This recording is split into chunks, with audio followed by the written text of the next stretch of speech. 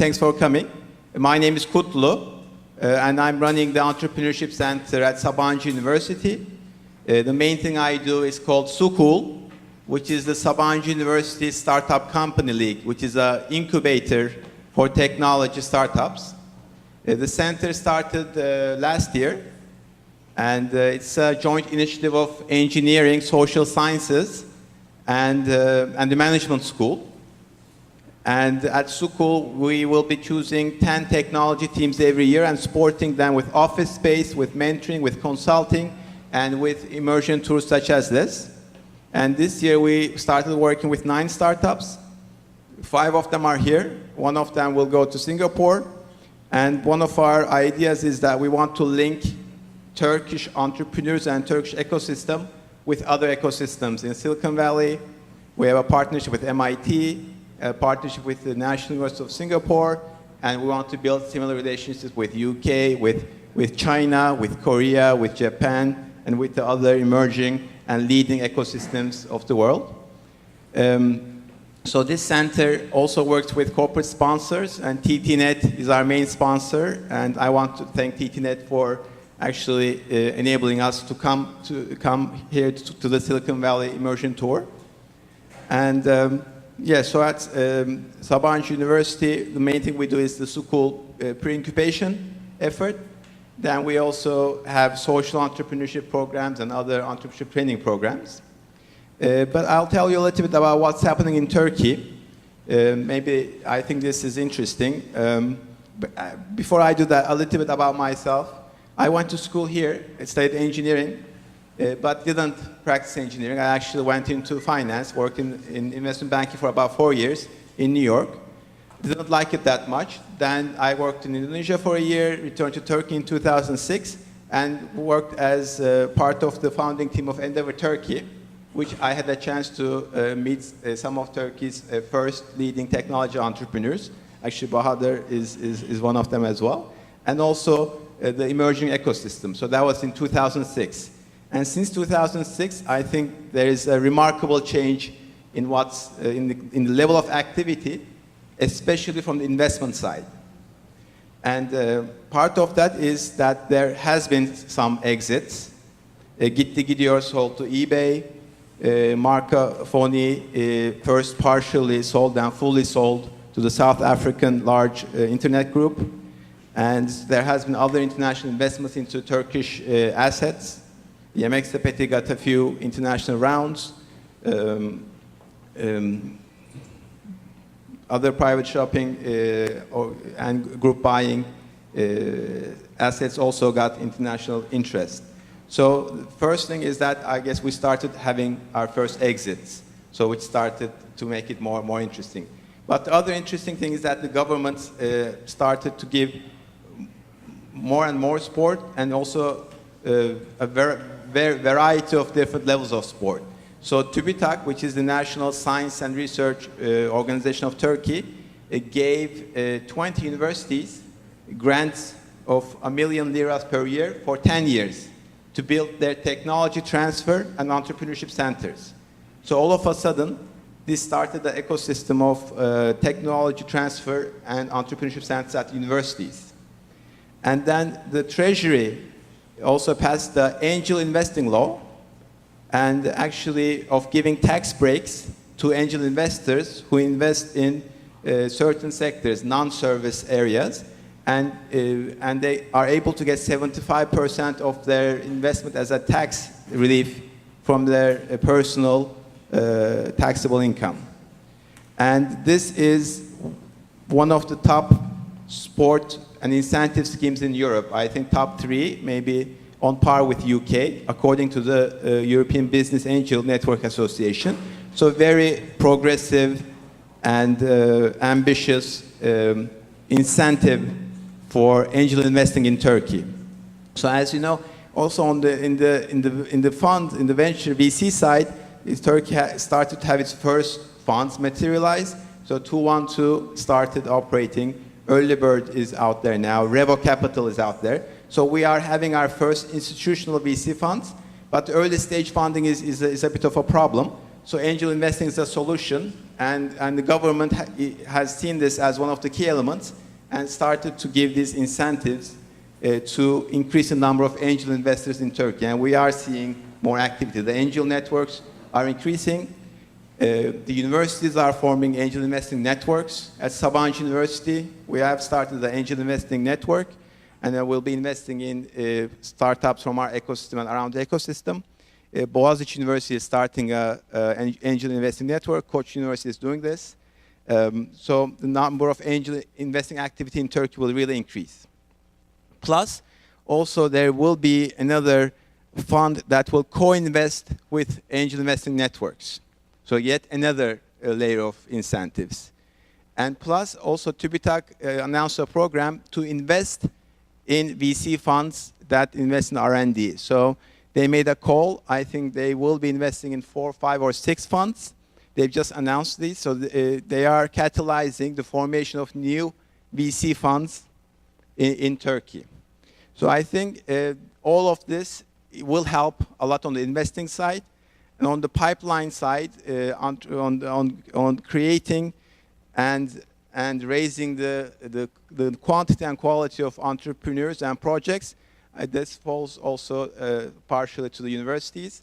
And also this is one of the main missions of the center that I'm running. So I think it's and I think what's happening is that so there is, I would say, I guess the ecosystem 1.0 has materialized, and the next level is, okay, so what's next? And so the first activity was really around e-commerce, and I guess in Turkey one of the big questions is, can we have a Skype come out of Turkey in terms of a global regional global technology success story come out of Turkey? And I know there are some Turkish startups in Turkey or outside of Turkey or coming here who are working to become successful startups, and I think hopefully we'll have that within 3 or 5 years as well. But I guess I guess would be the next stage for Turkish ecosystem 2.0. So again, thank you for coming, and we want to improve the ties with the Silicon Valley ecosystem, and that's why we're here. And now we will have our 5 entrepreneurs present to you their projects for about 5 minutes, then 5 minutes of Q&A and feedback, both in terms of their business and also their presentation. And at the end of all the presentations, we can have Q&A and some free format conversation and discussion. But before we move on to the showcase and the presentations, our host here is Cogswell. Actually, it's an old education institution in the Silicon Valley, and I think I've just learned that they got a new investor and they're also going through a transition. So I also want to give John the opportunity to say a few words about Cogswell, what Cogswell is doing, and then we'll move on to the pitches from our entrepreneurs.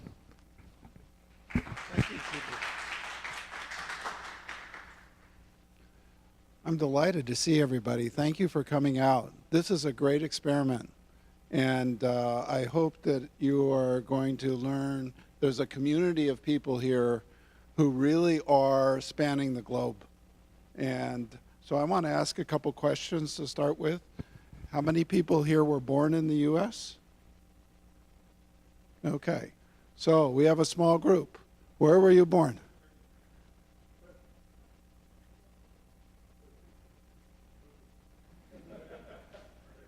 What did we find out? There's a community here, right? And these people have come a long ways. We just put out some words to say, come on, come talk. And we arranged, really, I tell people that I asked Kutlu, what do you want to do?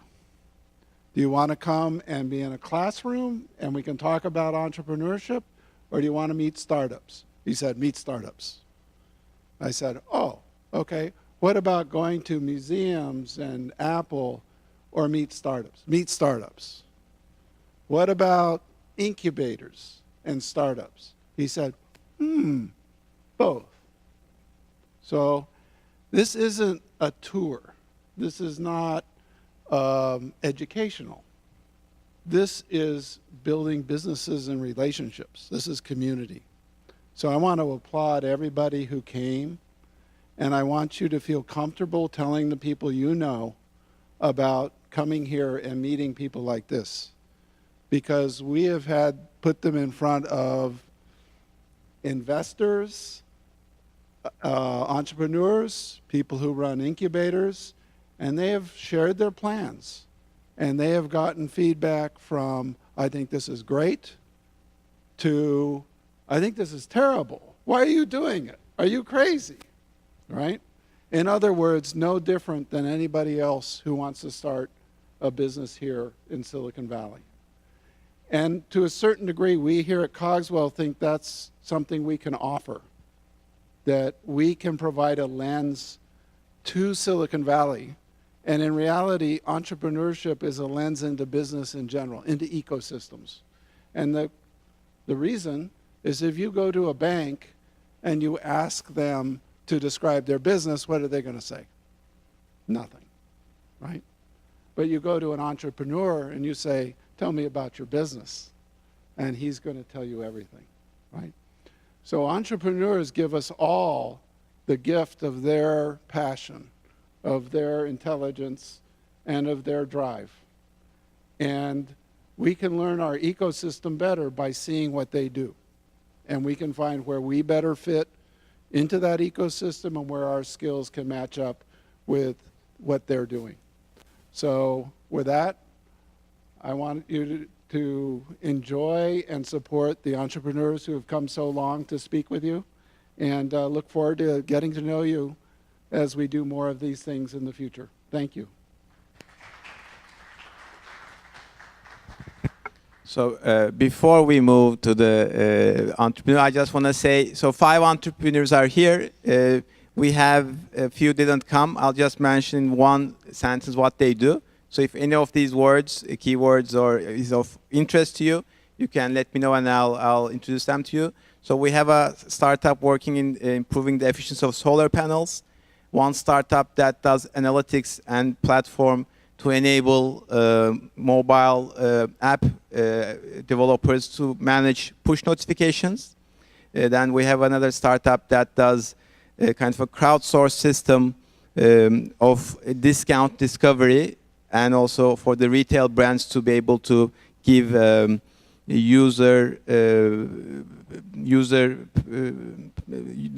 give messages in a way that users approve of, rather than spamming.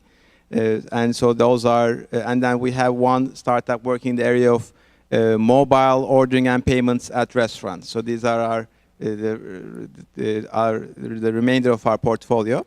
So now we will move on to the startups that are with us. So first will be Kadir with Evrika.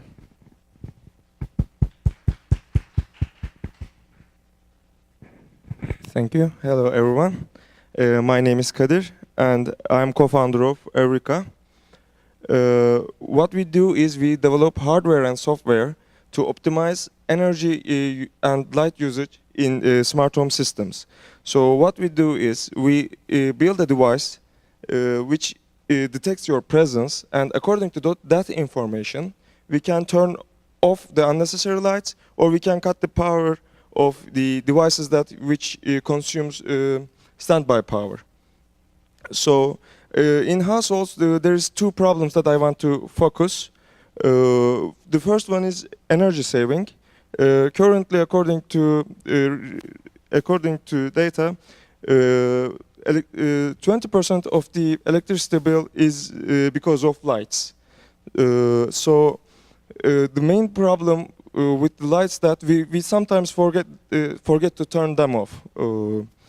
And other than that, the important percentage of power consumption is caused by standby power devices, and it's changed to 8% to 22%.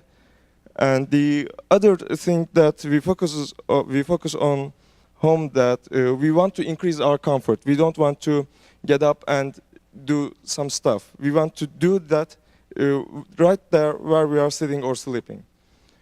There comes the smart home business. Lots of companies are trying to automate these problems, and what they do is generally using cell phones as a remote controller. So you turn on your cell phone, enter an app, and try to control your light switch and the other stuff. You try to control your home from your cell phone. The thing is, it's just a little bit fancier remote controller.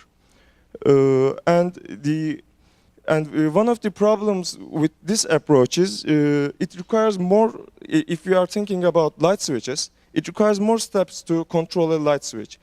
What I mean is, if I'm sitting in a room, instead of taking my phone, slide to unlock, and then open the app, and then find the correct light, and then turn off the light, I can just get up and turn off the light.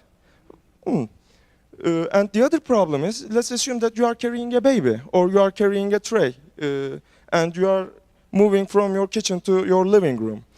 So your hands are full. So what you do is, in a normal home, you use your elbows to turn off or on the lights. Or sometimes if there are lamps, you cannot turn them on. Because they have little switches that you have to turn them. That's just problematic. And the worst thing is, if you are trying to control that with your cell phone, it's again another problem because my hands are currently full and I cannot reach my cell phone. So the other way of solving this problem, optimizing lighting energy, is scheduling. If this, then that. What you do this in these situations, you just enter a scenario, and so when you are leaving your home, you say that I'm leaving my home. So it turns off the necessary lights off and turns some stuff on. But it's again just scheduling. It's just does if this then that approach. And another solution to lighting energy saving is motion sensing based products. What they do is basically, when you enter a room, it detects motion, so it turns itself on. The problem with this type of solution is we don't move that much in our homes. We are generally in front of PCs, do some coding, I don't know, watching some stuff, or in a sofa we are just take a nap. I don't know, those kind of stuff. We don't move in our house. So with motion sensing products, you have this problem. Does this seems familiar? It turns off, so you have to dance to turn that on again. It's not a good experience. So we developed a solution for that. We developed a small hardware device, Bluetooth low energy device for your chandeliers or your other equipments which consumes phantom power. So you plug that in, and then you just walk. You move around your house. It detects that which room you are. So it turns off the unnecessary lights or the standby powered devices. So you know, the devices like a television or DVR, they consume standby power, and even when we are not in the room, they consume power because they're in standby mode. But we could unplug that. Generally, we don't do that because we like to conserve some energy without moving or doing this. So with this device, you just move out the room, go out the room, so it cuts automatically because you are not in that room, so you are not gonna watch TV. We know that. So when you enter the room, it turns on again. So some numbers. Okay, Turkey has a relatively huge population.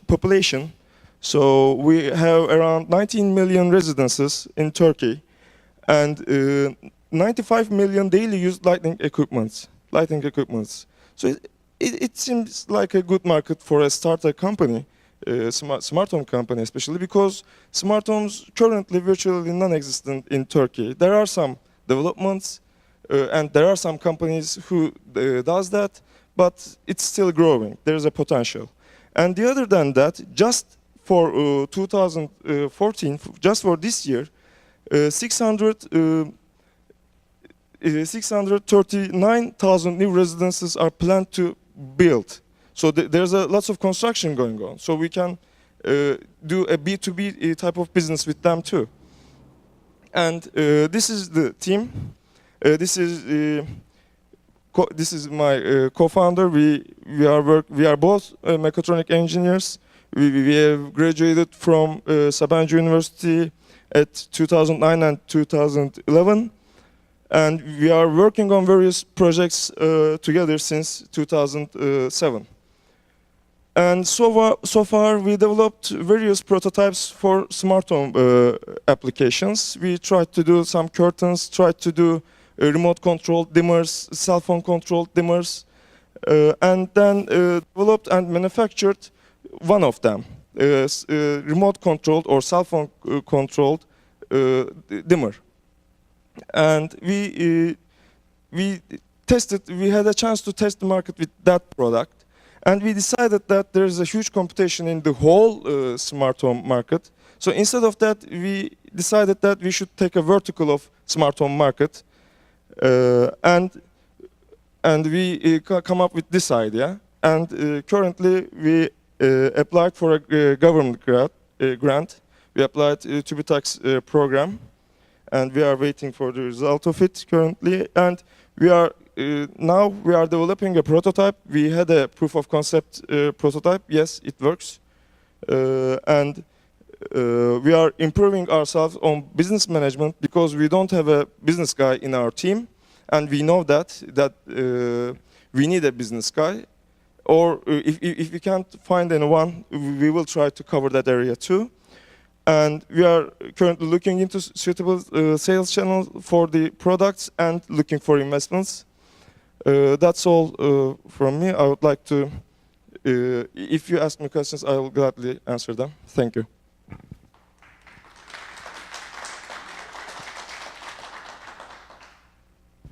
Yes, please.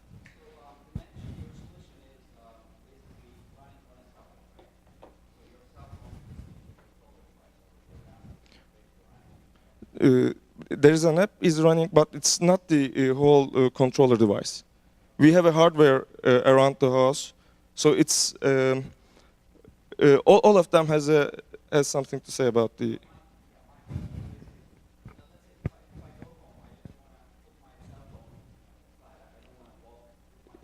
Yes. Yes, that's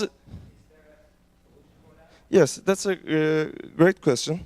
And our solution is wearable technologies are a growing market. So what we are planning to do is we can detect those devices too with our hardware devices. And if you do not want to wear that kind of product, for example, you may have a child and of course he or she has to turn off or on the lights too. So you can put a small BLE device on him or her, so there wouldn't be any problem. A smartwatch or just a small coin-sized chip. Yes.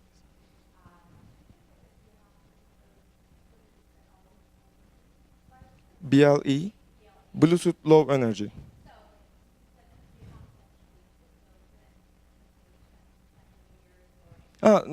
Yeah, there's a hardware device that you have to put in your chandeliers or lights. Mm-hmm.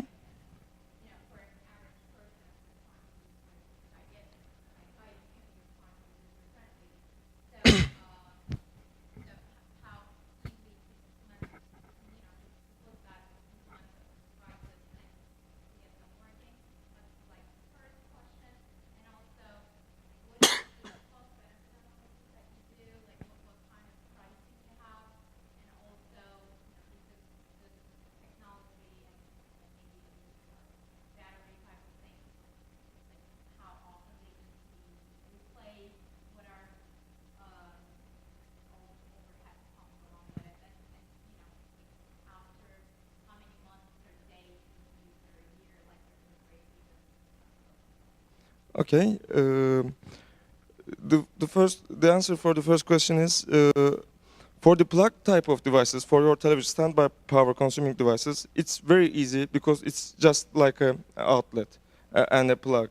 I mean, you plug in our device first and then plug in your television or other device on that. So it's that easy to install for standby power consuming devices. For chandeliers, it's as much as easy as installing a chandelier without the drilling. So you have to tie the cables to our device and then connect your chandelier to our device. So it's just gets in the middle. Yeah.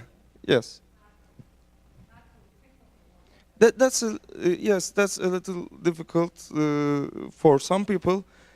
So we are planning to teach them to some electricians to how to install them, because it's just as easy as installing a chandelier for them.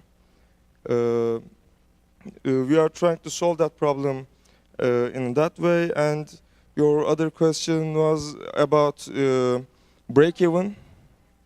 Yes, according to the data we found, around 1 year, after 1 year, you can break even the device. For standby power mode devices. And for lights, it's according to your, how often do you forget your lights are open? It changes according to that. But if you forget one light, turn on about 60 watt power consuming light bulb, it's like around your 2% of your electricity bill. So it depends. If you are forgetting lots of lights, unnecessary lights, then it breaks even much more quicker than 1 year. But if you have a perfect memory and no problem, then of course it has no effect. Upkeep of the system. Well, it's directly connected to power outlets. So those devices around that installed in the home does not have any batteries or anything like that. For the small tags that you have to carry, if you do not use your cell phone or any wearable technologies, then Bluetooth low energy devices can work for around 2 years with a coin cell battery. So we can say that 2 years.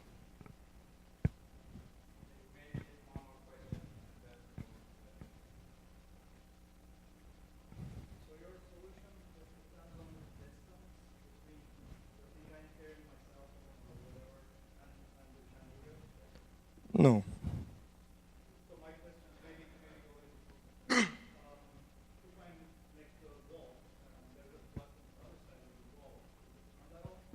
No, we have solved that. We are using triangulation, so we know where you are exactly. Well, not exactly, of course, but good enough.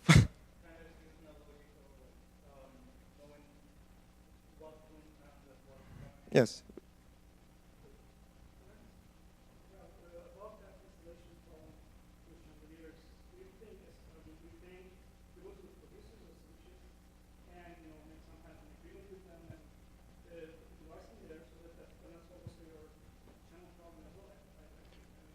Well, that's a good idea, but if we are talking about light switches, it may not work so well, because in some houses sometimes chandeliers are here and light switches are just too far away from them. But that's a solution. That's a good solution. We may use that. Thank you.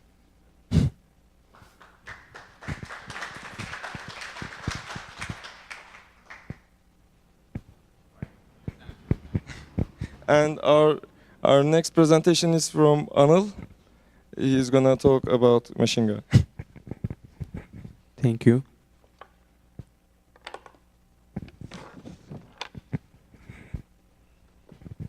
Hi everyone, I am Anil Topal. I am CEO at Masinga. I don't speak English very well, I am sorry about this station. Actually, I'm naval architecture and marine engineering, and I live in Istanbul.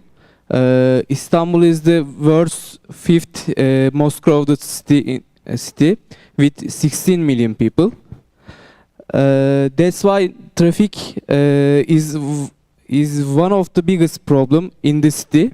Although in average car is used only for 1 hour in a day. In addition to that, cars and fuel so expensive that people have financial difficulties. Now let me tell you about Masinga. Masinga is the first peer-to-peer car rental platform in Turkey. Actually, Masinga likes Getarant. Getarant in the America peer-to-peer company. Sorry. What is the peer-to-peer car rental? Car owners rent their car to the renters when they don't need drive them, and it is hard to have a car in Turkey because of cost of purchase, cost of fuel, cost of insurance, lack of car parking space, and cost of car care service and taxes. With peer-to-pear car rental, participating car owners are able to charge a fee to rent out their vehicles when they are not using them. Participating renters can access nearby and affordable vehicles and pay only for the time they need to use them. How do we monetize? It is very easy. Car owners state their own prices. Masinga takes 40% of the total income, which covers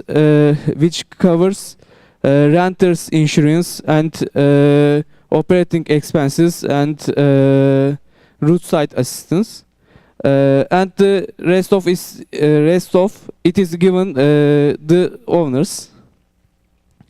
So, what is the car rental market in Turkey?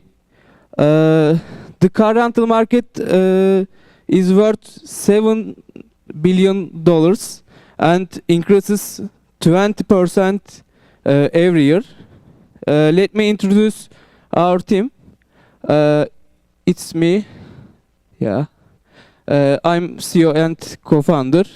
Mert, CTO and co-founder. He is software developer.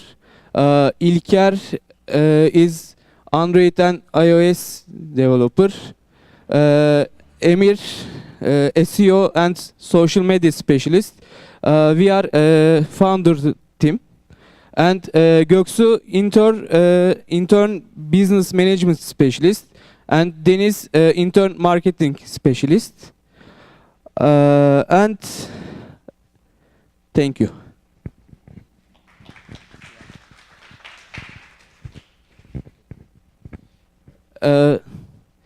I will answer the question after presentations because I don't speak English very well. Okay. If you can, okay.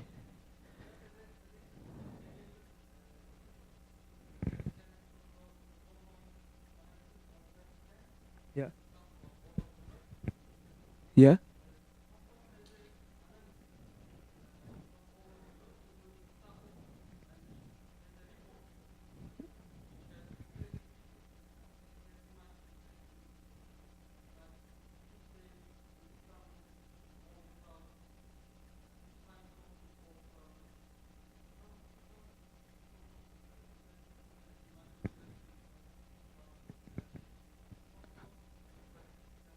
Okay, thank you.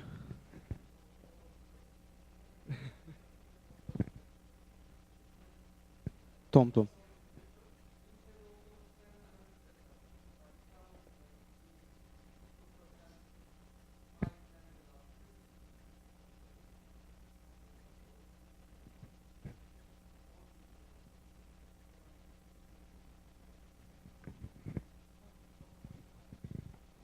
Okay, thank you. Who is coming?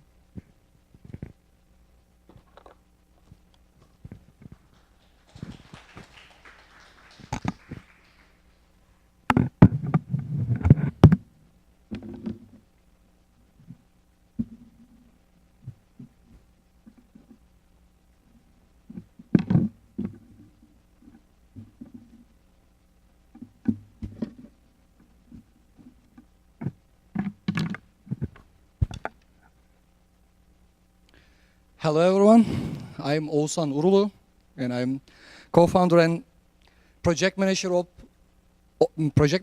WISP2. What is WISP2? Well, it's short of whisper, kind of whisper to Kutlu, whisper to Oğuzhan, whisper to somebody. WISP2 is a social network based on recorded voice. You can do it, you can do whatever you can do. In Twitter, by 140 characters, you can do it the same thing in WISP2 by max 1 minute recorded voice. It's a social network.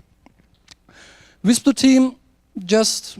team are just 4 members in Turkey. Istanbul is working on WISP2. You can call it voice Twitter. People get understand what I mean. WISP2 is a social network, is first worldwide social network from Turkey. Will be worldwide. WISP2 is most useful social network around the world, and WISP2 colorful, useful, joyful, easy to voice, just 2 clicks. Record your voice and share where you want, how you want. Send a friend as a direct message in Twitter. Trends, popular WISP, popular person. You can use WISP2 on Android and iOS device, mobile device, and it's totally free. We call your recorded voice, max 1 minute, as WISP. WISP to me. And it's not picture, it's text, it's voice. Voice of people we love are precious to us. It's kind of precious, you know? Let's see what our app looks like. It's colorful. Pick your favorite color and use it. WISP2. About mass communication, there will be effect, positive effect, really, because politicians, journalists, artists, famous names of their sector or field can share their fields, things to their fans or audience. What did we say? WISP2 joyful, cozy, and heart-to-heart mass communication. In that case, our pop star, mega star Tarkan, everybody knows him.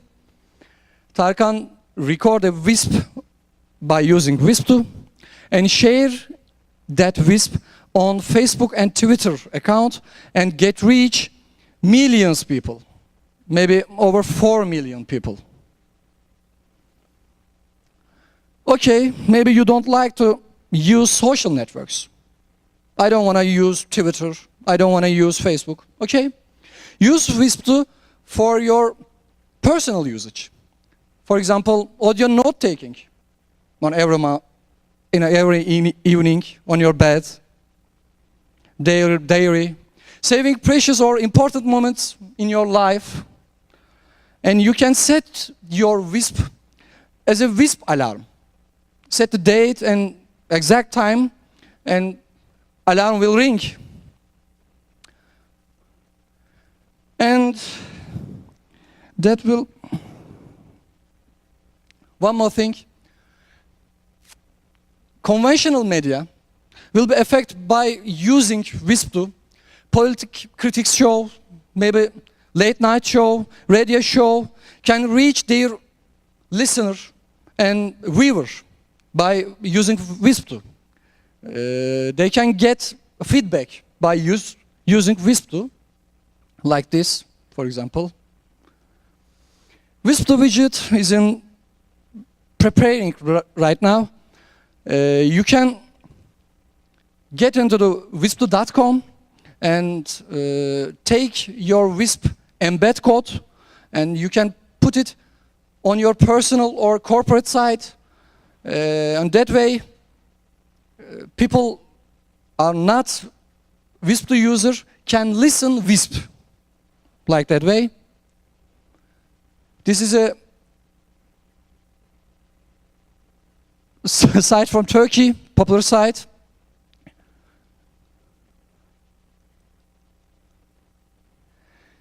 And that's statistics about Turkey in WISP2.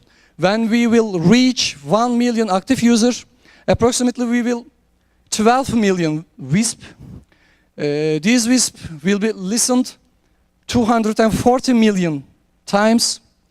There will 55 terabyte data transfer, 40 terabyte data storage, and we can WISP2 listener can listen 16 million ad WISP broadcasting. That's all. Thank you to listen to me. WISP2.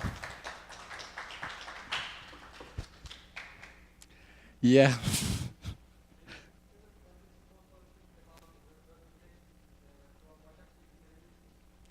Yeah. Thank you. We get launched 40 days ago in Turkey, and we have over 30,000 downloads, 15,000 members, active users, in just 40 days in Turkey. So, okay?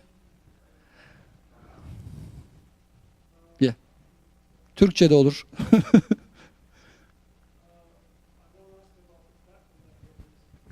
Yes.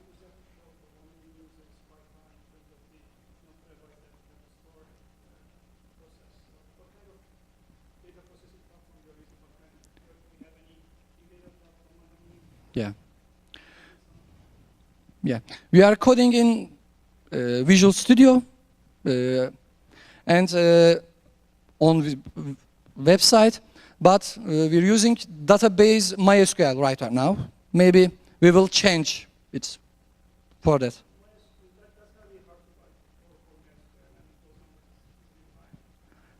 Yeah, I know.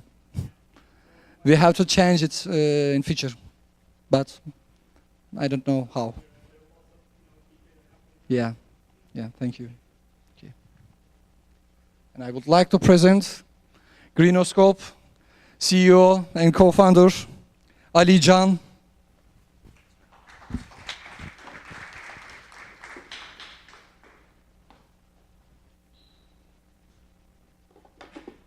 Hi guys, my name is Ali Can, and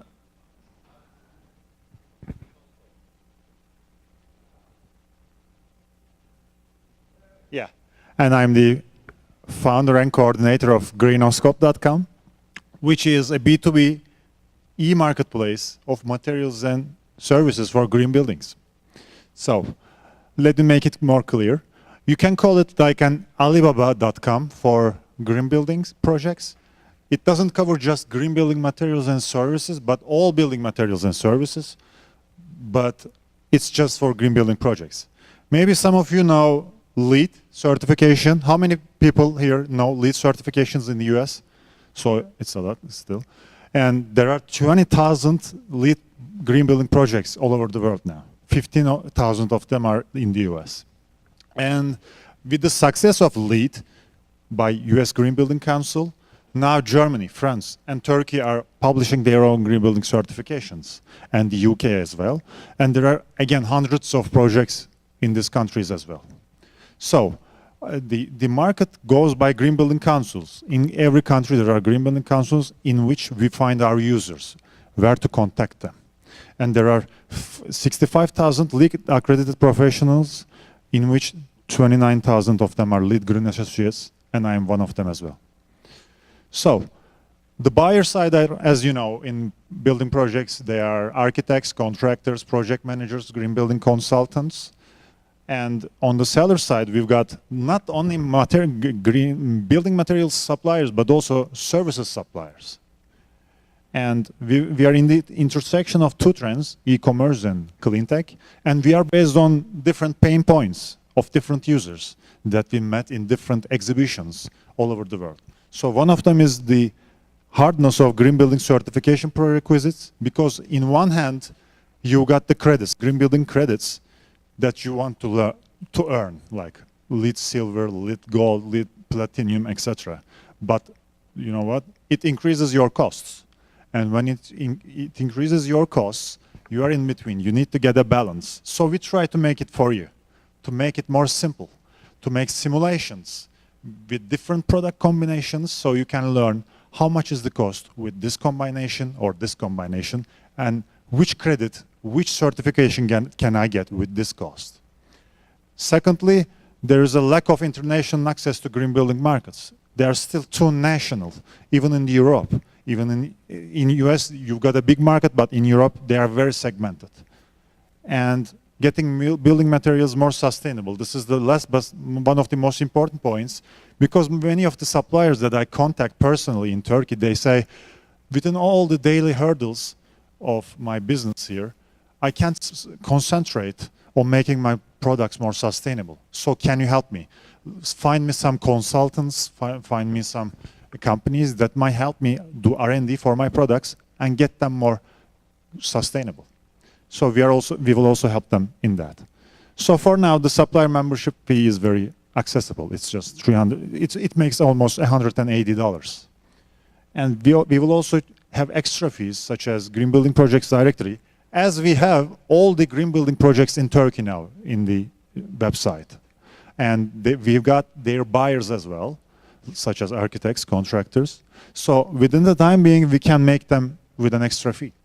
So we've got verified supplier membership fee. So buyers will trust more some suppliers because they will know that they are verified. And product promotion fee, which is classical in e-commerce websites, and product labelization service that I've talked to you. And these are the future income streams: logistics, recycled material sales, and email advertising. And here are our markets. We've started first with Turkey. We then we target here the northwest of Europe, and then the Western Europe, and then the rest of Europe. Then we want to expand to Canada and US, afterwards to GCC countries, and to India. You can see here our market in Europe. So in Turkey, these are B2B e-commerce usages in Europe. So in Turkey, it's very low. It's just 9%. So we need to expand as soon as possible to the Europe. In Denmark, you see 77% of e-commerce purchases in B2B. And Austria, UK, they are very high. And also Germany. And we've got also a lot of LEED certified projects in Europe as well, as you might see from here. But for instance, in Germany, you got DG&Me, which is also hundreds of projects. So this market is huge. And in Europe, they lack web entrepreneurship. So we try to be in there and expand from there. Our current clients are these, and we are just established in this March here, 10th of March this year. So we are also in contact with these suppliers now, and we've got the target of reaching 100 clients by the end of this summer. And we participated to different events all over the world for Greenhouse COP. Emirates, San Francisco here, just last week, and India and Istanbul. These are our main promotion and advertisement channels: free trial, SEO, and associations and councils, fairs, word of mouth marketing, and face-to-face meetings with people, get their questions and answer them, and get their trust. So these are our competitors from all over the world. So Alibaba is the biggest one of them. They will have an IPO this year, this August. It's expected to be like $15 billion, but they are not focused, they have not any focus in any industry. They are generalistic. So you've got architizer.com. One of the most significant is the honestbuildings.com, which received $5.5 million of an investment here, in which there was also Sequoia investment, I guess, from here, Silicon Valley. But they are like a LinkedIn for green building.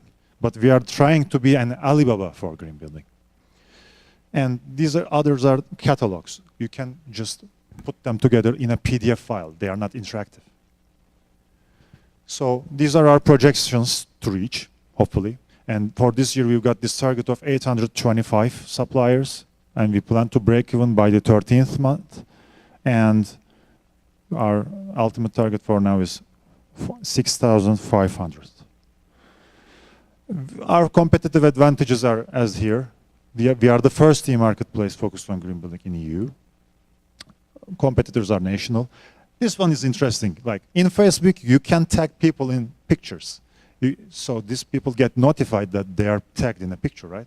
So we also get green building materials tagged in green building projects. So when somebody scans a green building project, they can see the reference products within this project. So they say, wow, there's a product here, and then they can click it, and they go to the supplier's web page within Greenoscope. So it's interactive in itself as well. And you've got standardized green building profile of products, so you can translate them. So they will be reachable in Italian, in French as well, within the coming months. For now, they are only in English and in Turkish. And we've got the bidding system ready now, so buyers can have biddings from the website. And the pricing is competitive. And Sabanci University helps us a lot in reaching the talent pool, such as interns and part-time employees. Here's our advisory board. Many of you may know Aydın Koç. He is living here half of the year, and he's in our advisory board member. And I get advisements from Kutlu as well in operations. In finance, we have Doğan Taşkent, and in IT, we've got Pramod from LinkedIn. He is the director of engineering of LinkedIn. And that's me. I've studied in Babson College here in Boston, and in China and in France. I was also an alumni of Sabanci University and Galatasaray High School, and participated to these events. Worked as an apprentice to Ebebek.com's founder. He had been chosen as the Entrepreneur of the Year finalist by Ernst & Young this year. And I managed a team of 45 when I was in Sabanci University. And this is my team. We worked with them, with Can and Ibrahim in Ebebek. So we are colleagues, and we like to work with each other. And Gözde helps us on the material side. She works now in Eczacıbaşı Yapı Malzemeleri, Eczacıbaşı Building Materials, and she's also a graduate of University of Cincinnati with outstanding success. So can we open for 1 minute greenoscope.com, if it's possible?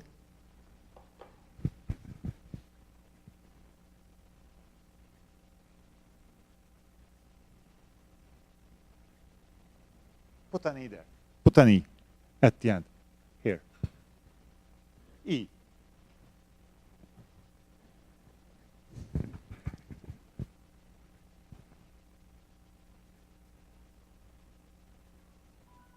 Yeah. So here we've got the filters for green building projects. And if we can click here to projects here, please. Can you click here? Projects. So you got all the projects from Turkey that are certified LEED. And can you click products, please? So when you get into one of the products, you get different information about the product. Maybe let's click one of them. Yeah, you've got the product detail, you've got the product specifications, such as this. So they're very easily translatable as well to different languages. And you've got the location, production location, because it's important in LEED. So it needs to be very close to the project location in order to cut emissions of the trucks that get them. And so, in a nutshell, this is the website for now. We've got the news module as well, but for now we plan to focus more on the e-commerce infrastructure. Thank you, and I welcome your questions if there are any.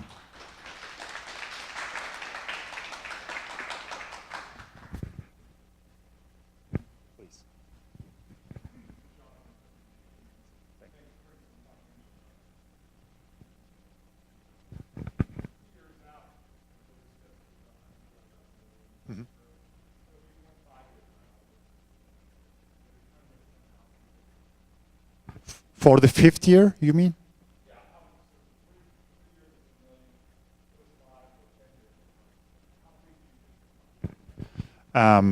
You know, it's just in the 3rd month of its operations. So from now on, it would be like too much of a projection saying like, I would target, of course, like 5 and 10 million euros by the 4th and 5th years.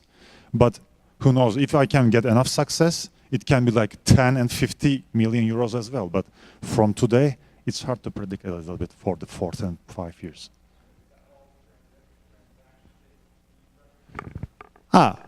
You know what? There are different kinds of pricing fees that I can charge. Like the income per user or income per client can increase also within the time being, because I can sell him or her the supplier membership fee, but also verified supplier membership fee, but also product promotion fee. So instead of just 350 liras per user, I can charge more and more and give them more and more value as well. So it's also another revenue stream.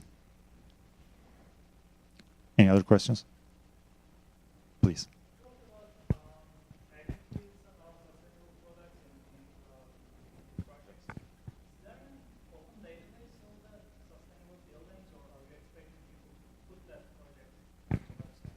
With my team, we are putting, I've got also data entry specialists within the team from Sabanci University, and they scan all green building projects all over the world.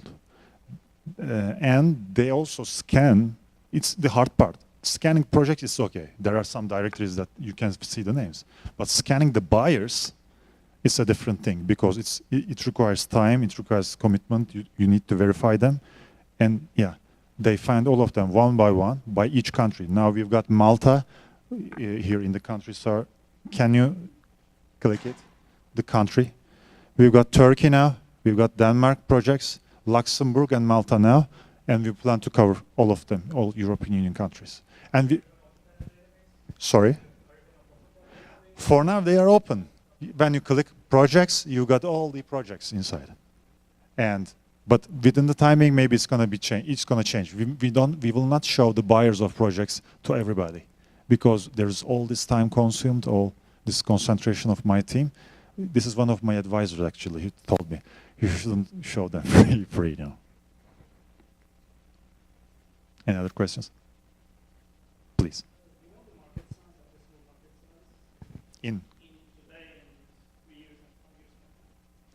As I told you, the market size is $160 billion now, all the projects, dollars, the green building. Why am I? But that's different. The green building project size is like all the projects, but I focus on the supplier number for now, the user number. By capacity, I mean, by capacity, I can, if I see the system working enough, I can, this number of 6,000 suppliers can be like 60,000 suppliers. If there is no problem with the infrastructure, then I'd like to, of course, have the target of 1 billion euros. Why not? Because we don't have any stock in Turkish, as in inventory. We don't have any inventory, so it's a very expandable and it's a very scalable business model, because my computer and my software engineers' computers are all that we need, and the servers. So it's very scalable. Any other questions? So thank you very much. Now, Hassan from from 6LT, we will keep from now on.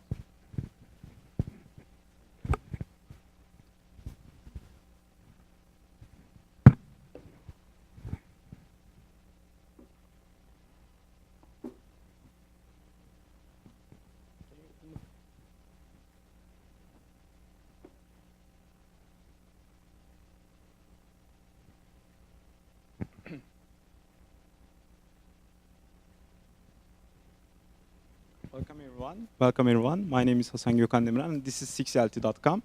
So we are into search and So we are into search and big data. So my name is Hasan Gökhan Demirhan and my co-founder's name is Yiğit Özen. These are the institutions and the companies that we have been involved in the past years. So we have in total more than 10 years of experience.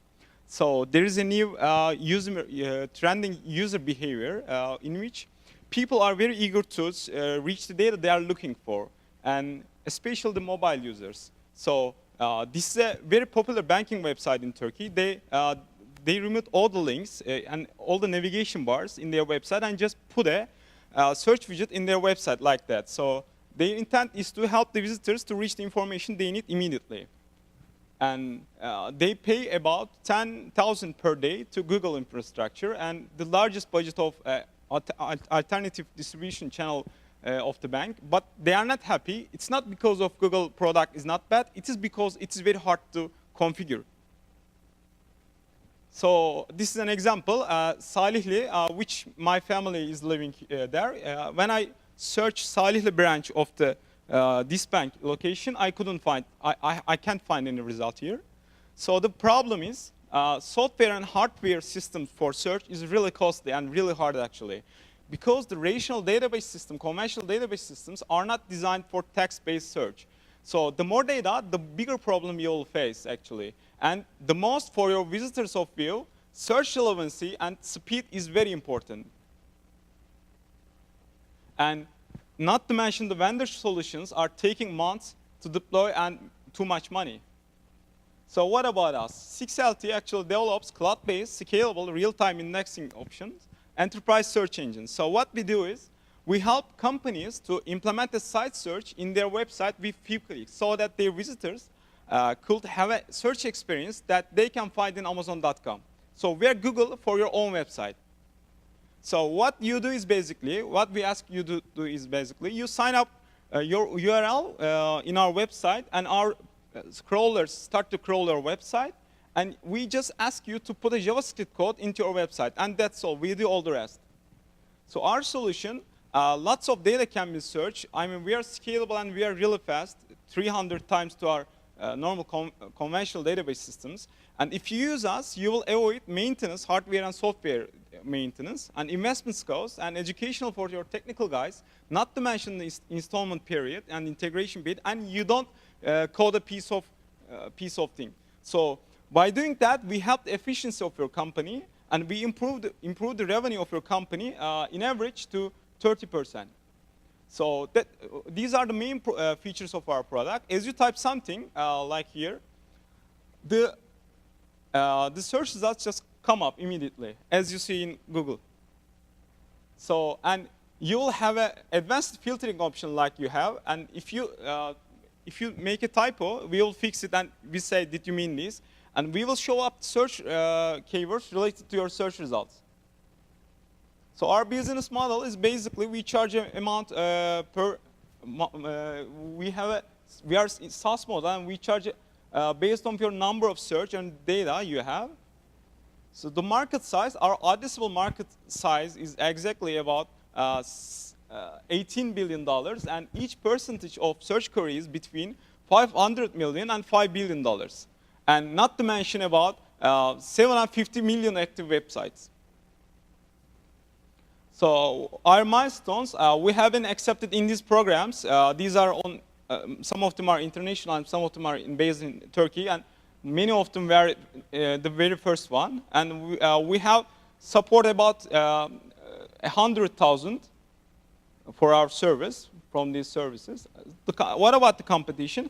Actually, all the vendors have solution for this problem, and they charge a lot. But our secret is actually, Within one click install, you don't have to do anything. No configuration, no installment, no physical machines, no maintenance, and no integration. That's all. We do all the rest. And we have two main features, actually. We have a smart crawler, which extracts data information from your website and convert your unstructured data to structured data. Like, if you are an e-commerce website, let's say this is product title, this is product price, this is product description, and this is product category, and we can let your visitors to have a search experience that you could find in Amazon.com. And we have a smart relevancy enhancer, which refines the search relevancy day by collecting the data from your user behaviors. So this is our website. Actually, we're in alpha mode, and we are running a pilot and in two companies in Turkey. And if you need search in your company or in your system, I will be very happy to talk. And please follow us in 6LT, Twitter 6LT data. And my mail is hasan@6lt.com. And I will be very happy if you have some questions. Thank you.